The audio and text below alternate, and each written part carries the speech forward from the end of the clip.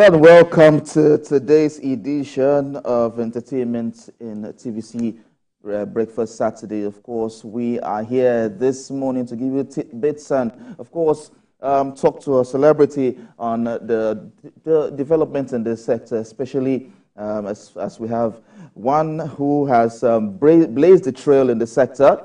She has achieved so much, but we'll bring her up very soon. But let's talk about the things that happened this week. Of course, I have my colleague here, my co-host here, Adebanke. How was the Emmys? The Emmys it was good. It was good. But I loved the speech by Nisi. Yeah. It was so powerful. And I loved the part where she said, I would like to thank me. Because other people might believe in you, but if you don't believe in yourself, like, you're just kidding. So I love that. Oh, I would like to thank me, and with all the stars and everything. And then 4 black people won Emmys. Well, one category, two categories, then 2 groups. One was RuPaul with the drag queens, then Trevor Noah and his comedy show, then Nisi and Ayo Edebiri. Ayo Edebiri is she's a bit new to the scene, but I was glad that she's about 28 years old, and she already has an Emmy. I'm like, I was like, Market, what are you doing with your life? But I was like, my time will come, and all. Well, she was 28 years old. She is 28 years old, yeah. Emmys, rather. But we have someone who blazed the trail in 2006. Yes, we do. Can you dance for 50, 56, 55? I can't even dance for 30 minutes. Why? I don't know. I just feel like when God was creating me, He did not put that banke, take dance. He just put, you can move around in your seat. But dance, He didn't put it in my body. I don't know why. How many dance styles do you know? Honestly, I was even going to ask her that maybe she can teach us a zone 2. She I still don't know how to dance a zone 2. Ladies and gentlemen, let's make welcome Dr. Kaffy Chifao, popularly known as Kaffy. Of course, she's a Nigerian dancer. Woo! Thank you very much for coming. Thank you so much. Thank you for having me. Thank you. All right, so you started dance a long time ago, and I remember the story of how you used to say your family didn't want you to dance, that would send you out of the house. But how was it? Why did you decide to choose dance amongst every other profession? I'll say dance chose me, first of all. I'll say I'm a core believer of the fact that we're all here on this earth as a messenger of some sort, you know, and I felt that I had to grab onto that mantle of dance as a tool. So one of the things that actually propelled me to take dance up is the nature of the box that, I don't want to say Africa, but I'll say the world generally sometimes puts us in a box of being, of becoming. So it's like, this is what it is that we are defining success as. A child that goes to the university and emerges, is somebody only when he's seen as an engineer, a doctor, a lawyer, and there's some certain status that is attached to certain career choices. But for me, I just felt like that's not the case. Why are you trying to tell me that the only value or the level or the measure of my value as a young woman or boy or girl is by these certain class of career options? Am I not valuable as who I am on whatever venture I decide to do? Can't I be valuable to my environment, to my family, to my friends, to myself? Can't I find validation as a worthy person? Until I'm a doctor, I'm not worthy? So those are the questions I had as a young person, because I go to school and I excel at everything that I do, whether it's match past or being a speaker or in academics, and I feel that self-validation of being. But when I come home, it's redefined. So I said, okay, so I'm going to prove, I believe so much in why am I here? Why am I here? And I've asked that question when I was at a very young age. And I wanted to challenge the status quo. I wanted to challenge that and break that box and say, Daddy, Mommy, I can prove to you that I can dine among kings and queens. I can be that child you are proud of, regardless of what I do, because there's something in me that will blossom regardless of the career choice. So dance was a challenge. And it was a very big, mighty, scary challenge, because even the country that I live in does not even see value in dance. So I am taking something that nobody sees value in, and I'm using that as a weapon to prove value. It was really insane, but I'm here. Okay, so over the years now, have we seen value in dance? Do we have people who take dance as a profession and have stuck with it to do every other thing, whether provide for family or buy whatever they need to buy and take care of themselves? Have we seen that as a value? Yes, we have. And I'm a living proof of that, and I've been able to replicate that in many young people. And I've also seen other people who have been inspired by my journey who didn't have the voice or courage to say, oh, this thing, I want to make a business out of it. I've seen many dance companies have emerged, many dance practitioners, dance artistry, many forms of businesses have grown through, an ecosystem has grown through the art of dance. So, for instance, you have makeup artists, you have filmmakers, you have costumiers, you have stylists, you understand? You have dance medicine, you have dance sports, you understand? So there's an array of services that can be provided as a dancer that can sustain and generate income for you. So I have dancers that are mothers, fathers, do you understand, right now, and taking care of their family and going to work related to the industry where the dance in them is required. Let's not forget, we are sometimes limiting dance to what you see in the music videos alone. And I think a lot of education and awareness has gone out there to even have the practitioners know that they can diversify in what they are doing. But the public needs to continue to be sensitized that dance is bigger than just the stage plays and the music videos that you see. It is used in the educational sector, it's used in the health sector, it's used in the fashion industry, it's used in the film industry, it's used in a variety of industry, advertising and promotion, marketing, and all of that. Dance is now a major voice to drive home goods and services globally.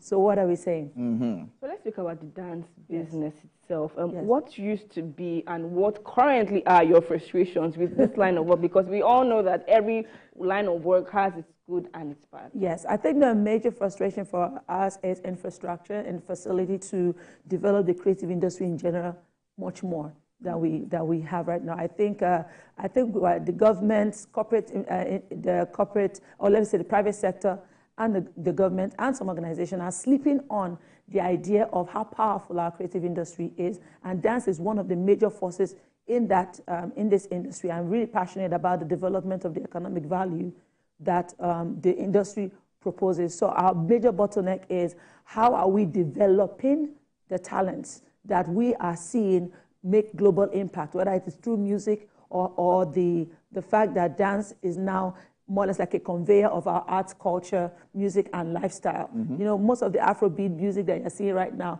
a dance is attached to it to create global acceptance for it. So dance has played a major role in how people consume our music. You get what I mean? So for me, infrastructure is required. We cannot continue to wait for one child out of 1 million to just blow. There is a process to success, and that process is the same way you have a structure like institutions. You have primary school, secondary school, university. What are we doing in the creative industry in developing that? That's number one. Number two, funding.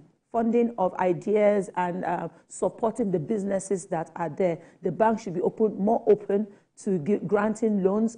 And even if you do not understand the industry, that is the reason why there are certain systems that can be set up to say, look, this thing, there is money coming in, there's money going out. How can we help it, right? Rather than just say, let's wait for one person to blow first before we now start seeing that it's viable. I went through all of that, and I'm creating structures to make it a little bit easier for more dance business owners to emerge and to be supported. I think the third thing is remuneration and understanding of value of skill. Okay, so a lot of education is required for people to know that dance is not cheap. And being a dancer is not a cheap job. You know, people have asked me a question, why we need more dance concerts? See, there's comedy shows, there's music shows, where are the dance shows? I said, you know how much it requires to put an amazing dance production together that has the quality level that should have, is 10 times more expensive. To shoot a dance movie is 10 times more expensive than shooting a regular movie, or even a dance concert is much expensive. People need to get it, that don't look at it and say, I don't be just 1 minute. That 1 minute takes sometimes 2 weeks to put together. The money you are paying for the dancer is beyond that moment on stage. A 15 minutes performance can take 1 month to perfect. And Nigeria, we like fire brigade approach. If 1 month is supposed to be equal to that 5 minutes, 10-minute performance, you come to me 3 days before the show. that you want to pay cheap. No, no, no. It's expensive. An average dancer now, look at the insecurity we have in the country, where the logistic problems and all of that. You can't even take down for sometimes where you're going to because they'll get there late. They have to Uber, look at Uber prices. So how much do we pay for rehearsal fees? Some people say, hey, what's rehearsal fees? They have to come to work every day. They have to transport themselves. They have to feed and they have to go back. They have to practice 8-10 hours a day, every day. Calculate that, then plus what it requires to costume you, to look the creative direction and all of that. So when we tell somebody that to pay that's at 10 million, they will look at you because there's a mindset that diminishes the idea of the art in your mind. You would rather pay an artist, and this is nothing against the artist, $80,000, $100,000. They're going to bring just one DJ on stage. They don't care about giving you an experience because they're vibing off your worship of their brand. After 5-10 minutes, any artist is on stage, you are waiting for what's more. But a dance act is going to spend tons and tons of weeks trying to create an experience for you. Someone like me, I have a crew minimum of 30, 40 people from the income I get from a job. Over 70% of the cost of production comes from the fee that I make. An artist sometimes will even spend 10% of what they earn into their production. So it's quickly, so we're trying to educate people that it's not that easy and it's not that cheap. Yeah. And that's part of the reasons we had to bring you up here to talk about these things, because they have been on the front burner for quite a long time, but a lot of people are not seeing this. And thank you for this. I really appreciate the time you're devoting to help us project this out. But looking at all you have said, enlighten us on how dance has been able to remove people off the streets. First of all, mindset. What is the thing that drives you towards crime? What is the thing that makes you feel that you need to do something immoral or absorb some level of some vices? You are trying to escape from something, right? Maybe pressure from home. An average young person I've worked with, and I'm talking about teenagers sometimes, are pressured already to become breadwinners at a very, very early age. The lower you go down the economy, the more we have cases like that. That is the reason why we have high case of Yahoo, cyber fraud, and all those immoral things, the slave queens and the slave kings. I'm talking about from those that are doing the things with negatively on that aspect. We are reforming minds because dance gives you a sense of belonging, a sense of value. When you stand on that stage, when you are that person that being projected, that validation that you keep seeking from family, from friends, when you get on stage, you almost feel like you are accepted. So there's a psychological, mental gain from dance itself in reformation, which is one of the reasons why I feel the government is sleeping on it. How much of the bad mindset you can take off the street, dance can actually has the power to absorb that, which we have been able to do successfully. And guess what? Dance has a lot of guarantee from the way I have nurtured from business, and other business owners can testify that an average kid goes to school through our system, our education system that is already broken and needs a major overhaul, does not even guarantee the basic lowest minimum wage once you come out. You understand? Yes, you will get work, but where is the work? Do you understand? Look at statistics of unemployment. It is really, really high. But dance is offering employment rate at a high rate because we are heavy consumers of entertainment services, right? So because of that, there is demand for entertainers in different sectors of the creative industry, and we can supply that chain, and these kids cannot earn. So we are looking at the lowest basic income for a dancer between that 20,000 naira a gig, lowest. And right now, dancers are doing so well that people are earning up to 100,000 naira a gig, 60,000 naira a gig. So they are able to survive through putting them in a process that projects them out there to be hired. So it's getting better, but it should get better than this if we are here with almost no support. So in 2006, you took your dance career to the next level. You hosted a Lagos dance party for 55 hours, and let me check here, 40 minutes. And I have to say that, that's why I was asking me, like, can I dance for 55 hours? So I want to know what spurred you. First of all, what inspired that move? Why do you say I want to break that record? Okay. And number two, what spurred you on? Because I know that you were tired at a point. Yeah, I think the word tiredness is really relative to the goals that you aspire. It's not about the physical strength. It's about the mental strength, you know, and because they say mind over matter. Mind will always grow over matter, and that was what it was. First of all, I wasn't the one that hosted. It was hosted by Silver and Nokia. Yeah. At that time, it was Ben Bruce's idea, not mine. At that time, you know, we look at how Nigeria, through our different rulership and leadership, we've also had periods where we are sanctioned by the international community. There was a lot of negative reports about Nigeria due to who was ruling and all of that. So Ben Bruce was like, let's have some good vibes coming out of Nigeria, at least for once. What can we do? Something we should be able to do to just shake things up a little bit in a positive light. And it was like, Kaffy, can you break a record? How long can you dance for? Let's do something. Let's do something crazy. Let's do maybe a Guinness World Record or something. I was like, when? How? When? It was like, I don't know. I'll figure it out. A year later, it comes back. I've registered. So we're going to break a record. Okay, get ready. I said, just like that. Just like that. Sir, what's the former record? Because you are saying to break something, I don't even know what I'm breaking. And it was like, if the former record is 52 hours or whatever, we can do it, you know.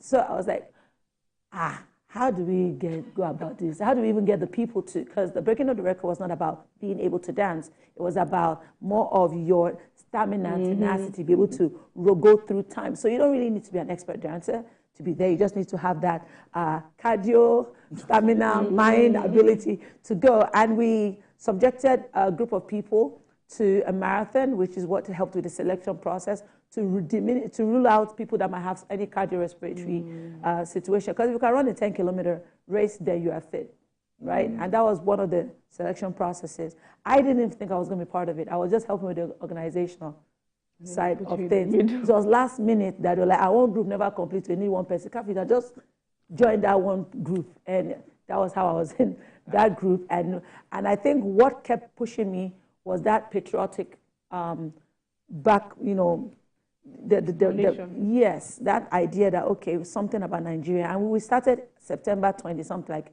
the 28th or 29th, into October 1st. So I was feeling so Nigerian. I was feeling very patriotic that we will break this for the country. And I also saw that it would be an opportunity to amplify my voice on the journey I'd already started, pushing this dance agenda as an opportunity for economic... and see how far it has gone. It's actually spurred a lot of young people to move into the dance sector and make something out of themselves. But looking at dance now, quickly before we go, we see that there's a lot of dance moves. How do we cope? How do we keep up?